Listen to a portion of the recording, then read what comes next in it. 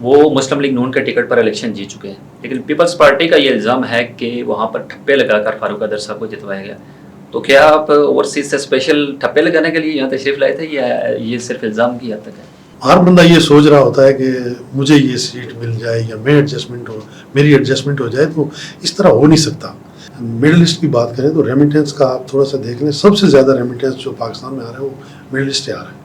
ہمیں خدمت کا موقع ملے تو ضرور انشاءاللہ یہ خدمت ہم ضرور اس کو ایک امانت سمجھ کر کریں گے، اور انشاءاللہ اس میں جس طرح وہاں پر ہم نے اپنا ایک قدم جمایا ہے، وہاں پر ایک نام پیدا کیا ہے، یہاں بھی کریں گے انشاءاللہ تعالیٰ۔ یہ سوچ جو ہے نا، اپنے ملک سے محبت، اپنے علاقے سے محبت، اپنے ان چیزوں سے محبت کچھ لوگوں میں میں نے دیکھی ہے وہاں پر۔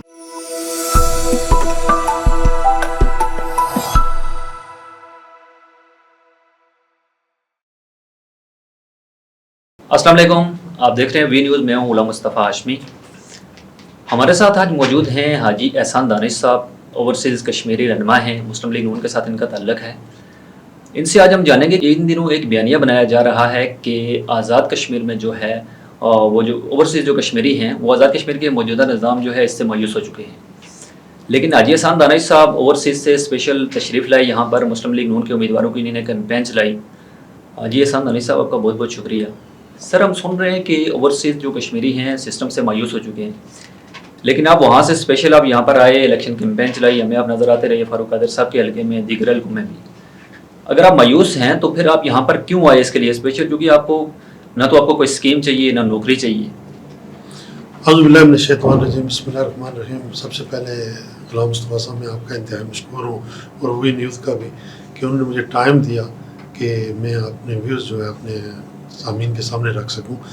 گزارش اس طرح ہے کہ الیکشن ہر 5 سال کے بعد آتے ہیں، اور ہر انسان جو جتنے بھی ہم کشمیری ہیں، جو پاکستانی ہیں، ہمارا رائٹ ہے کہ ووٹ ڈالنا، اور یہ ووٹ جو ہے قوم کی امانت ہے۔ اسی سے اسمبلی ممبرس الیکٹ ہوتے ہیں، اور الیکٹ ہو کے اسمبلی میں جاتے ہیں، لیجسلیشن کرتے ہیں، اور اس کے بعد اپنے علاقے کی یا اپنے ملک کی ڈیولپمنٹ کے کام کرتے ہیں، اور ملک کی تقدیر بدلتی ہے۔ اس لیے ضروری ہے ووٹ کاسٹ کرنا۔ اور میں ہمیشہ الحمدللہ میں نے جب سے سنبھالی ہے، مجھے 32 سال ہو گئے ہیں وہاں پر اوورسیز میں، اور میں وہاں سے اسپیشل آتا ہوں اپنی جماعت کی کمپین کے لیے، اپنے نمائندے کی کمپین کے لیے، اور علاقے کی بہتری کے لیے، اپنے ملک کی بہتری کے لیے۔ ہم اتنے بے چین ہوتے ہیں وہاں پر، جہاں جتنی آپ لوگ شدت سے محسوس کرتے ہیں ان چیزوں کو، ہم بھی وہ محسوس کر رہے ہوتے ہیں۔ ایسا نہیں ہے کہ ہم کہیں باہر رہ رہے ہیں اور اپنے ملک کو بھول جائیں، یہ کبھی نہیں ہو سکتا۔ تو الحمدللہ ہم ووٹ کاسٹ کرنے کے لیے ہر صورت آتے ہیں، اپنے بچوں کو لاتے ہیں، اپنے دوستوں کو لاتے ہیں، تاکہ یہ اس پروسیس کا ہم حصہ بنیں۔ آپ کا تعلق راجہ فاروق قادر صاحب کے حلقے سے ہے، وہ مسلم لیگ نون کے ٹکٹ پر الیکشن جیت چکے ہیں، لیکن پیپلز پارٹی کا یہ الزام ہے کہ وہاں پر ٹھپے لگا کر فاروق قادر صاحب کو جتوایا گیا۔ تو کیا آپ اوورسیز سے اسپیشل ٹھپے لگانے کے لیے یہاں تشریف لائے تھے یا یہ صرف الزام کی حد تک ہے؟ گزارش یہ ہے مصطفیٰ صاحب کہ میں تقریباً 25-30 سال ہو گئے ہیں فاروق قادر صاحب کے ساتھ ہم الیکشن پروسیس کا حصہ بنتے ہیں۔ فاروق قادر صاحب انتہائی نفیس اور شفاف انسان ہیں، وہ ان چیزوں پہ بلیو ہی نہیں کرتے۔ میں پہلی بات آپ کو بتا دوں، جہاں کہیں یا ان کا کوئی واقعہ اگر نظر آتا ہے اس کی شدید مذمت کرتے ہیں۔ دوسری بات یہ ہے کہ جہاں وہ جو ہمارے حلقے میں کینڈیڈیٹ ہیں اشفاق ظفر صاحب، وہ تو کبھی بھی الیکشن نہیں جیتے۔ اس کا مطلب ہے کہ یہ 5ویں دفعہ ٹھپے لگے ہیں، 5ویں دفعہ وہ ہار چکے ہیں الیکشن، اور بری طرح شکست ہوئی ہے ان کو۔ پچھلے جب فاروق قادر صاحب پرائم منسٹر بنے تھے تو 15,000 ووٹوں سے ان کو شکست ہوئی تھی۔ تو ابھی وہ کم ہو گئے کیونکہ حلقے ڈیوائڈ ہو گئے ہیں، ہماری 2 یونین کونسل جو ہے لیپا کے ساتھ اٹیچ ہو گئی ہیں، جس کی وجہ سے ووٹوں کا ریشو کم ہوا ہے۔ تو باقی کوئی ایسا سلسلہ نہیں ہے، انتہائی فیئر الیکشن ہوا ہے۔ میں نے جہاں تک دیکھا ہے، میں خود وہاں پر پولنگ ایجنٹ تھا اپنے اسٹیشن پر موڑا، اور کسی قسم کا ایک ووٹ کا میرے مد مقابل پیپلز پارٹی کے معروف جو ہے ان کے لیڈرشپ میں شمار ہوتے ہیں حافظ طارق محمود صاحب، وہ میرے ساتھ شامل تھے، بلکہ ہم نے ان کو تھوڑی بہت کوئی ریلیکسیشن دیا ہے 2-4 ووٹوں میں، لیکن ہم نے کبھی بھی ایک سنگل ووٹ کی بھی ہیرا پھیری کا سوال ہی پیدا نہیں تھا۔ آپ فاروق قادر صاحب کے حلقے میں دیگر مظفر آباد ڈویژن کے جو حلقے ہیں وہاں پر آپ ہمیں نظر آتے رہے الیکشن کیمپین کے دوران، لیکن اس دوران کچھ ایسی خبریں بھی سامنے آتی رہیں کہ آج فاروق قادر صاحب کا فلاں جگہ پہ راستہ روکا گیا ہے, کسی دوسرے امیدوار کا روکا گیا ہے. کہیں پر ایسی کسی صورتحال کا سامنا کرنا پڑا ہے آپ کو؟ دیکھیں یہ جو ایک تو پہلی جو خبر لگائی تھی ایک لڑکے نے, پیپلز پارٹی کا وہ لڑکا ہے, یہ پیپلز پارٹی والے اس طرح کے ٹیکٹرز یوز کرتے رہے ہیں الیکشن میں. کہیں بھی کسی جگہ بھی میں ان کے ساتھ رہا ہوں, آپ دیکھتے رہے ہیں, اور وہ اگر ان جیسی شخصیت کو کہیں حلقے میں روکا جائے, ٹوکا جائے یا ان پہ کوئی اس طرح کا کیا جائے تو پھر فائدہ ہی نہیں ہے سیاست کرنے کا. سیاست کا کوئی فائدہ نہیں, حقیقت میں یہ کہہ رہا ہوں. کہیں بھی کوئی ایسی رجسٹ سامنے نہیں آئی میری اطلاع کے مطابق. سر ہم یہ دیکھتے ہیں کہ کوئی بھی الیکشن ہو, اوورسیز کشمیری جو ہیں وہ ہزاروں کی تعداد میں یہاں پر تشریف لاتے ہیں اور الیکشن جو کیمپین ہے اس میں شریک ہوتے ہیں. لیکن سر ان کو ایک دکھڑا بھی ہے کہ وہ یہ کہتے ہیں کہ ہمیں صرف ضرورت کے وقت یاد کیا جاتا ہے. تو اس پر آپ کیا کہنا چاہیں گے؟ دیکھیں ہر آدمی, جتنے بھی لوگ ہیں ہمیں اوورسیز میں جماعت سے ریلیٹڈ ہیں, جماعتوں سے تعلق ہے, ہر ایک کی ایکسپیکٹیشنز ہوتی ہیں کہ ہر ایک بندہ چاہتا ہے کہ مجھے وہ الیکٹ کیا جائے. جو ہماری اوورسیز کی ایک سیٹ ہے, سنگل سیٹ ہے, اس میں ہر بندے کی خواہش ہوتی ہے, مڈل ایسٹ سے بھی اور یو کے سے بھی, امریکہ سے بھی لوگ بڑی تعداد میں جن کی جماعت کے ساتھ بڑی ایفیلیشن ہے, جماعت کے ساتھ بڑی قربانیاں ہیں, بڑی انویسٹمنٹ کرتے ہیں اپنی جماعت پہ. تو ہم ہر بندہ یہ سوچ رہا ہوتا ہے کہ مجھے یہ سیٹ مل جائے یا میری ایڈجسٹمنٹ ہو جائے. تو اس طرح ہو نہیں سکتا. جس طرح آپ نے دیکھا ہے آزاد کشمیر میں, آپ الیکشن کمیون میں جہاں بھی جائیں نا تو ہر گھر سے بندہ کہتا ہے میرے 3-4 بندے بھرتی کر دیں. تو یہ کس طرح ممکن ہو سکتا ہے؟ ممکن نہیں ہے. بہرحال میرٹ پہ میاں نواز شریف, قائد میاں نواز شریف کے بیانیے کے ساتھ ہم لوگ جڑے ہوئے ہیں. ہمیں کوئی, اللہ کا بہت کرم ہے, آپ کو پتہ ہے کسی چیز کی ضرورت نہیں ہے, نہ کوئی ٹوٹی نل کے پائپ کی یا کوئی اس طرح کی چیزوں کی, تو نہ سکیموں کی.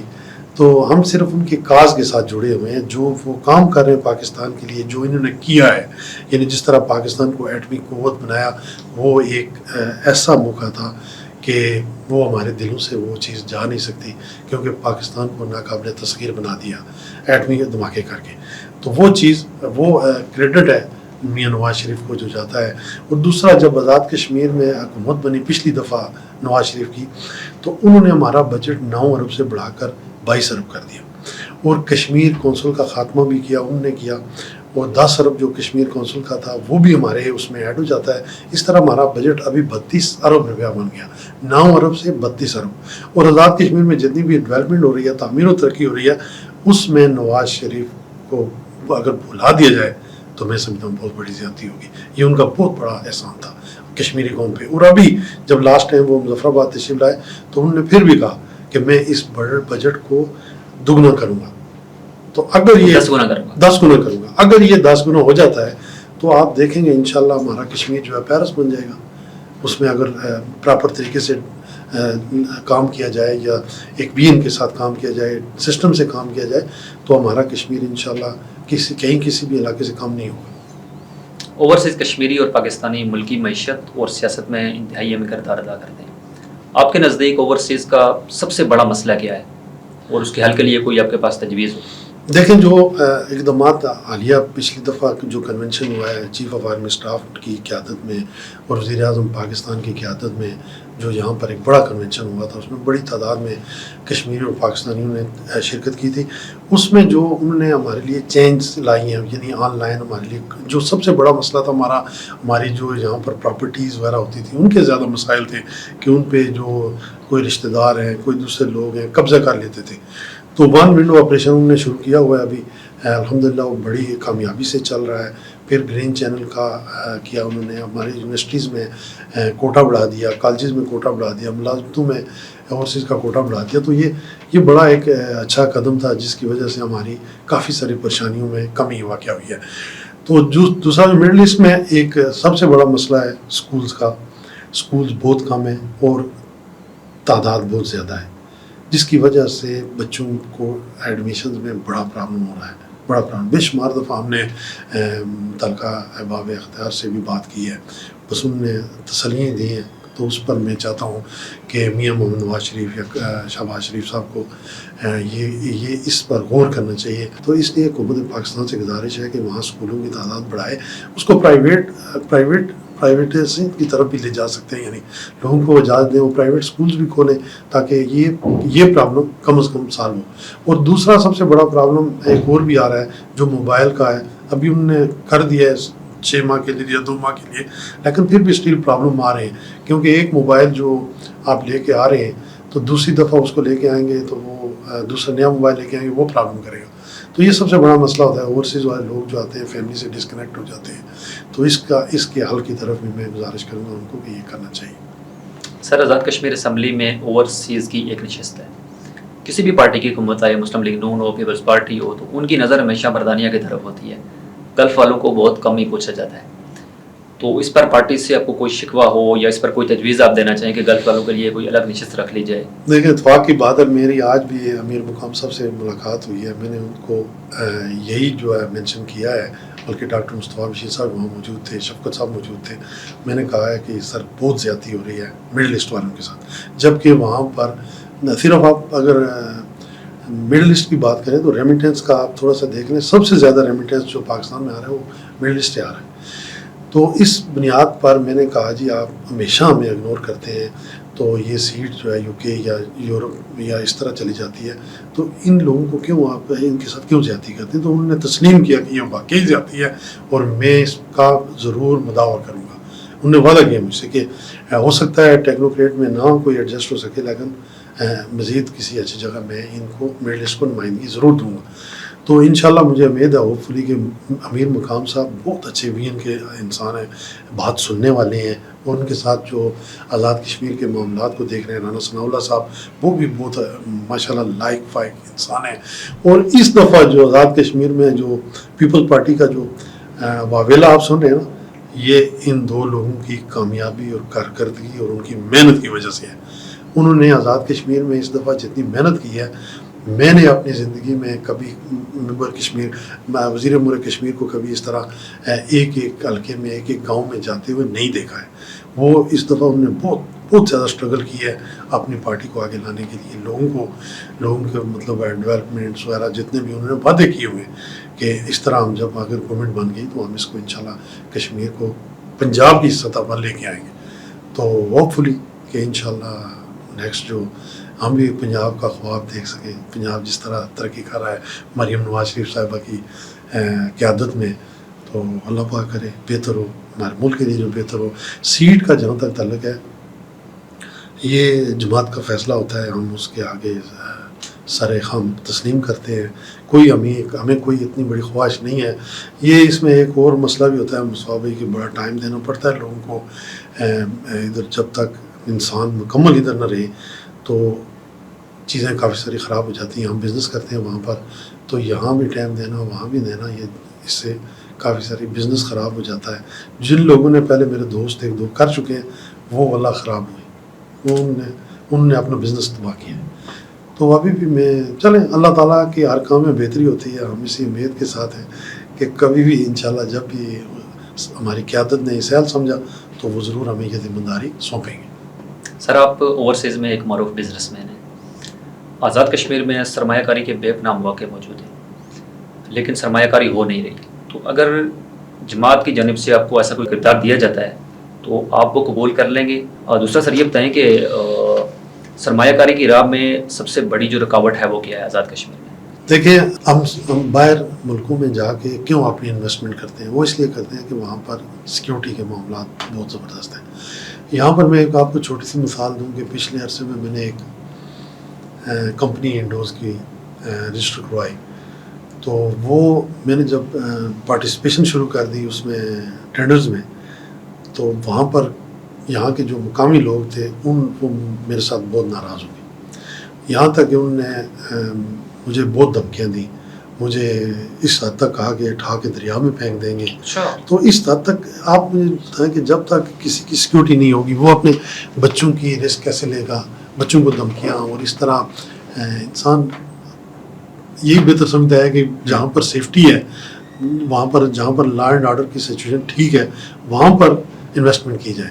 تو میری انویسٹمنٹ کی راہ میں سب سے بڑی جو رکاوٹ ہے لا اینڈ آرڈر، اس کو بہتر کرنا ہوگا، اور عدالتوں کا نظام جو ہے نا اس کو بہتر کرنا ہوگا، سزا جزا کا معاملہ ٹھیک کرنا ہوگا۔ اگر آپ چاہتے ہیں کہ پوری انویسٹمنٹ آئے، جو اوورسیز میں لوگ کام کر رہے ہیں وہ اپنی انویسٹمنٹ پاکستان میں لائیں، تو سب سے بڑی رکاوٹ جو ہے لا اینڈ آرڈر ہے۔ اس کو ٹھیک جماعت کوئی کردار اگر آپ کو دیتی ہے تو وہ آپ لینے کے لیے تیار ہوں گے؟ بالکل تیار ہوں گے، کیوں نہیں ہوں گے؟ یہ بھی ہمیں خدمت کا موقع ملے تو ضرور انشاءاللہ یہ خدمت ہم ضرور اس کو ایک امانت سمجھ کر کریں گے، اور انشاءاللہ اس میں جس طرح ہم وہاں پر ہم نے اپنا ایک قدم جمایا ہے، وہاں پر ایک نام پیدا کیا ہے، یہاں بھی کریں گے انشاءاللہ تعالیٰ۔ سر ایک ذاتی سوال آپ سے، آپ سرکاری معلم کی جو جاب تھی وہ یہاں سے چھوڑ کر تو اوورسیز میں چلے گئے، آج آپ ایک کامیاب بزنس مین ہیں۔ ہمارے جو نوجوان ہیں میں دیکھ رہا ہوں کہ ماسٹر ڈگری کرنے کے بعد بھی وہ درجہ چہارم کی جو نوکری ہے اس کے پیچھے پڑے ہوتے ہیں۔ اب آپ جو ہے اس نوجوان کو کیا پیغام دینا چاہیں گے کہ اسے کس طرف آگے بڑھنا چاہیے، کیا کرنا چاہیے؟ بہت اچھا سوال ہے آپ کا۔ میں جہاں بھی کمپین میں گیا ہوں، الیکشن کمپین میں، تو لوگوں کے جتنے بھی مطالبات تھے، گلے شکوے تھے ایم ایل ایس سے، کہ وہ یہی کہہ رہے تھے کہ کچھ ہمارے بچوں کو کلی نہیں بھرتی کیا گیا، چپراسی نہیں بھرتی کیا گیا، وہاں پر کلرک نہیں بھرتی کیا گیا، اور جو نئے آنے والے جو وعدے کیے گئے وہ بھی اسی پہ کیے گئے کہ کلی بھرتی کر دینا، ہمارے بچے کو کلرک لگا دینا، چپراسی لگا دینا۔